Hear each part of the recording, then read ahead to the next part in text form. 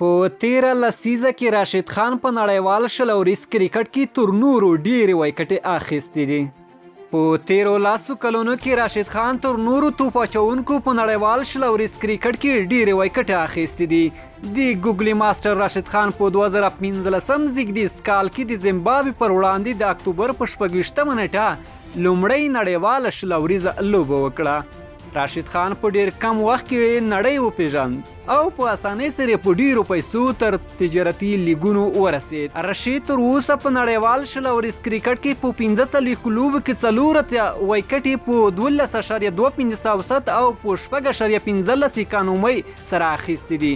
راشد په نړیوال شل اوریز کرکټ کې 2 ځلې 5 او 3 ځلې 4 وایکټې اخیستې دي. تر ټولو ښه توپ اچونې د 3 منډو په مقابل د 5 وایکټو اخیستل دي.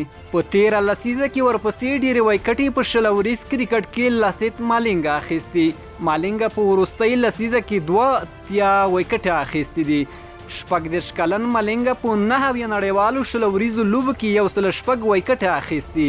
مالینګا 2 ځلې 5 او 1 ځلې 4 وایکټې اخیستې. د مالینګا تر ټولو ښه توپ اچونه په نړیوال شل اوریز کرکټ کې د 6 منډو په مقابل کې 15 وایکټې دي. شکیب الحسن هم په تیره لسیزه کې په نړیوال شل اوریزو لوبو کې د مخکښه توپ اچوونکو څخه دی.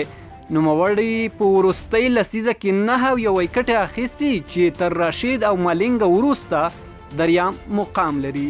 شکیب 32 کلن دی او په 6 نړیوالو شل اوریزو لوبو کې 92 وایکټې اخیستې.